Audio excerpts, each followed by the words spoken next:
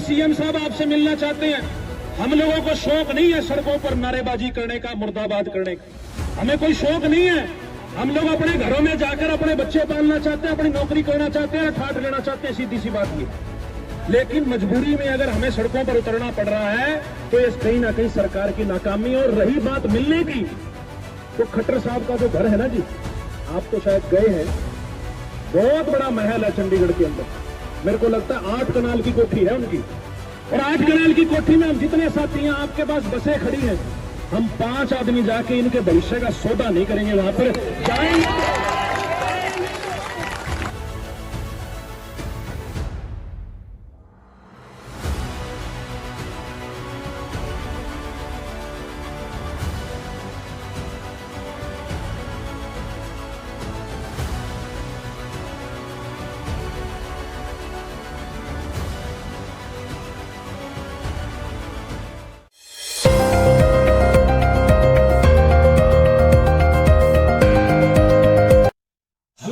दोस्तों, आप देख रहे हैं पीपीटी न्यूज और मैं हूं आपके साथ संजय रामफल। बने रहें हमारे साथ, देखते रहें पीपीटी न्यूज। अगर आपने पीपीटी न्यूज को सब्सक्राइब नहीं किया है तो बेहतरीन और उम्दा खबरें देखने के लिए हमारे चैनल को जरूर सब्सक्राइब करें। बने रहें हमारे साथ, देखते रहें पीपीटी न्यूज। चरखी दादरी का हूं, चरखी दादरी की बातें करता हूं। अंतर्राष्ट्रीय गीता महोत्सव का हुआ रंगारंग आगाज। दादरी में 2 दिन तक रहेगी सांस्कृतिक कार्यक्रमों की धूम। दुनिया में भारत देश का कोई सानी नहीं। अब खबर विस्तार से। जानकारी के लिए आपको बता दें कि चरखी दादरी जिले में अंतर्राष्ट्रीय गीता महोत्सव शहीद दलबीर सिंह मॉडल सांस्कृतिक राजकीय वरिष्ठ माध्यमिक विद्यालय परिसर में धूमधाम के साथ शुरू हुआ। गीत संगीत से सुसज्जित इस महोत्सव में देर तक दर्शकों ने जमघट लगा रहा और वहां होने वाले कार्यक्रमों का आनंद उठाया। दादरी के विधायक सोमवीर सांगवान ने मुख्य अतिथि के तौर पर यज्ञ हवन के साथ अंतर्राष्ट्रीय गीता महोत्सव का शुभारंभ किया। उपायुक्त मनदीप कौर ने भी हवन यज्ञ में भाग लिया और सभी ने सांस्कृतिक कार्यक्रमों सहित प्रदर्शनी को देखा। और कार्यक्रम में नगर परिषद चेयरमैन बख्शी सैनी, अतिरिक्त उपायुक्त डॉक्टर जयेंद्र सिंह, एसडीएम नवीन कुमार, नगराधीश आशीष सांगवान व ओएसडी शुभम भी मौजूद रहे। मंत्रोच्चारण के साथ हवन में सभी अधिकारियों, सामाजिक संस्थाओं के प्रतिनिधियों और भाजपा पदाधिकारियों ने हवन में आहुति अर्पित की। उसके बाद रोहतास शर्मा ने विधि विधान से गीता जी की आरती करवाई। मुख्य अतिथि ने विद्यालय परिसर में लगाई गई भव्य प्रदर्शनी का एक स्टॉल पर जाकर अवलोकन किया। सूचना जनसंपर्क एवं भाषा विभाग, शिक्षा विभाग, पंजाबी महासभा, कृषि विभाग, जन स्वास्थ्य, अभियांत्रिक, महिला एवं बाल विकास विभाग, अतिरिक्त उपायुक्त कार्यालय, प्रजापिता ब्रह्मा कुमारी ईश्वरीय विश्वविद्यालय, पंतजलि योग समिति, पशुपालन समाज कल्याण, नशा मुक्ति चेतना समिति, सनातन धर्म सभा व रेड क्रॉस सोसाइटी आदि के स्टॉल सुंदर सजावट के साथ दर्शकों को प्रेरणादायक संदेश दे रहे थे। समारोह को संबोधित करते हुए विधायक ने कहा कि गीता महोत्सव हमें अपनी जड़ों में जुड़े रहने के लिए प्रेरित करता है। भारत कितना महान देश है कि यहाँ राम और कृष्ण जैसे कालजयी व्यक्तित्व की परमात्मा स्वरूप में पूजा की जाती है। दुनिया के किसी और देश की तुलना भारत से की जाए तो हमारा कोई सानी नहीं है। इससे हर कोई वाकिफ है। मुख्यमंत्री श्री मनोहर लाल ने जिला स्तर पर जो गीता महोत्सव मनाए जाने की परंपरा शुरू की है वो वास्तव में काबिले तारीफ है। मनोहर जी ने बताया, मोदी जी ने ही 2014 में इसी गीता महोत्सव में भावना रखी थी कि इसका अंतर्राष्ट्रीय स्वरूप होना। मैं मनोहर लाल जी को बहुत बहुत साधुवाद देना चाहता हूं और 16 से गीता महोत्सव को अंतर्राष्ट्रीय गीता महोत्सव करने का काम। और आज असम भी आज के महोत्सव का हिस्सेदार है और श्रीलंका भी आज के महोत्सव का हिस्सेदार है। गीता महोत्सव के अंदर मैं आया हूं, तब मैं जरूर कहना चाहूंगा, देश और विदेश जहां तक मेरी आवाज पहुंचे, ये सभी को कहना चाहूंगा कि मेरा अनुभव है, मेरे जीवन में बहुत उतार चढ़ाव आए हैं। मेरा स्वाभाविक कुछ ऐसा है कि उतार चढ़ाव आना स्वाभाविक, बहुत उतार चढ़ाव मैंने देखे हैं, मगर चूंकि बचपन से माँ ने गीता सिखाई थी, जीवन में कभी निराशा भी नहीं हुई, दुख का अनुभव भी नहीं।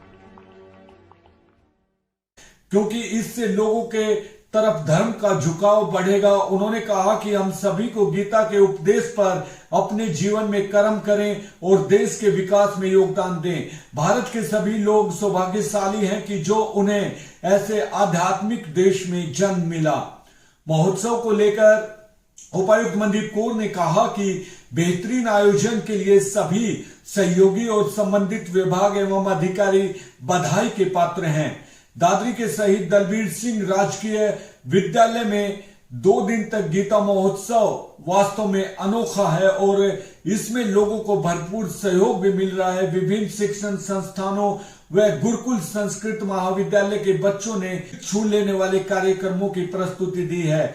2 दिन चलने वाले इस महोत्सव के दौरान 23 दिसंबर को 12 बजे श्लोकाचारण होगा और उसके बाद शोभा यात्रा निकाली जाएगी। फिर दीपदान आरती होगी। शाम 5 बजे से सांस्कृतिक कार्यक्रमों की प्रस्तुति दी जाएगी।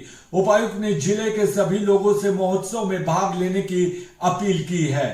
अंतर्राष्ट्रीय गीता महोत्सव के मंच पर Sagar global school, DRK school, model Sanskriti school, Sanskar public school और गुरुकुल संस्कृत महाविद्यालय सहित दीपक आर्ट ग्रुप ने अपनी प्रस्तुति दी है। महोत्सव के दौरान विभिन्न शिक्षण संस्थानों ने हरियाणवी लोक संस्कृति से और मनोहारी नृत्यों की प्रस्तुति पेश की है। आगंतुकों का ढोल नगाड़े बजाकर जोरदार स्वागत किया गया है।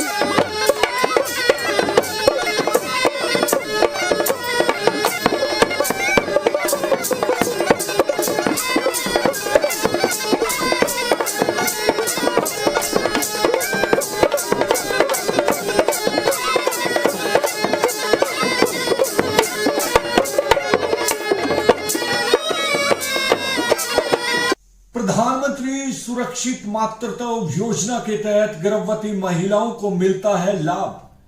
जानकारी के लिए आपको बता दें कि प्रधानमंत्री सुरक्षित मातृत्व योजना के तहत गर्भवती महिलाओं के स्वास्थ्य की जांच की जाती है और योजना के तहत जच्चा बच्चा के स्वास्थ्य की सुरक्षा के लिए प्रत्येक महीने की 9, 10 तथा 23 तारीख को शिविर लगाए जाते हैं।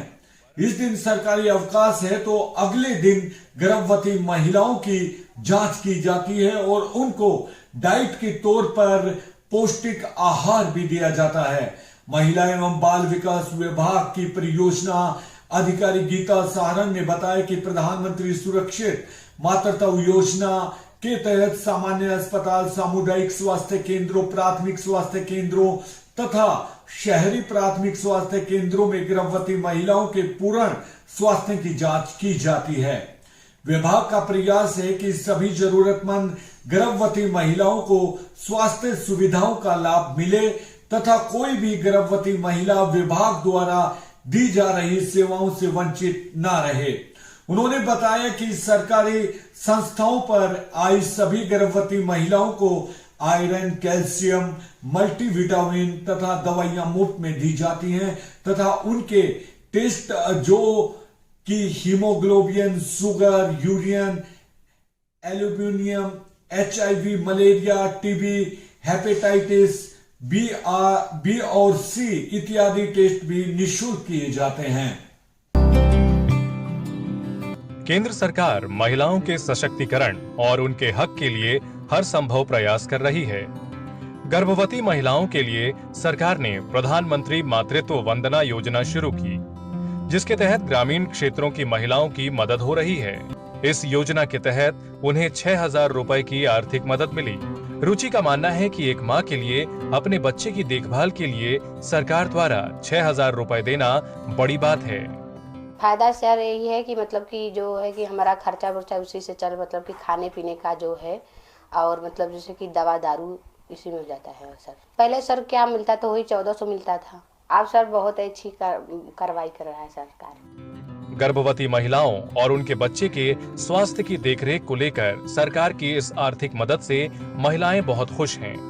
मां और बच्चों के चेहरे पर आई मुस्कान ही इस योजना की कामयाबी है। आधुनिक मशीनी तकनीकी से हो सकती है कृषि लागत कम। किसान भाइयों को जानकारी के लिए बता दें कि सस्ती दरों पर अत्याधुनिक मशीन तकनीकी को उपलब्ध करा रही है। खेती में किसान के लागत व्यय को कम किया जा सकता है। इसी मकसद से भारत सरकार कृषि क्षेत्र में ड्रोन के प्रयोग को लेकर आई है। उपायुक्त मनदीप कौर ने कहा कि सरकार का लक्ष्य है कि देश में किसान की आय को किस प्रकार से बढ़ाया जाए। देश में ड्रोन 10 लीटर के टैंक में नैनो यूरिया को 1 एकड़ भूमि में 6 मिनट में स्प्रे कर देता है। इससे पानी व समय की भी बचत होती है तथा किसान को फसल की 8 से 10% अच्छी पैदावार मिलती है। तो दोस्तों आज की थी ये अहम खबरें। अगर आपकी भी कोई खबरें हैं, आपने भी कोई सराहनीय काम किया है तो आप हमसे संपर्क कर सकते हैं, व्हाट्सएप पे भेज सकते हैं। स्क्रीन के नीचे हमारा व्हाट्सएप नंबर चला हुआ है। तो बने रहिए हमारे साथ, देखते रहिए PPT न्यूज। अब संजय रामफल को दीजिए इजाजत। नमस्कार।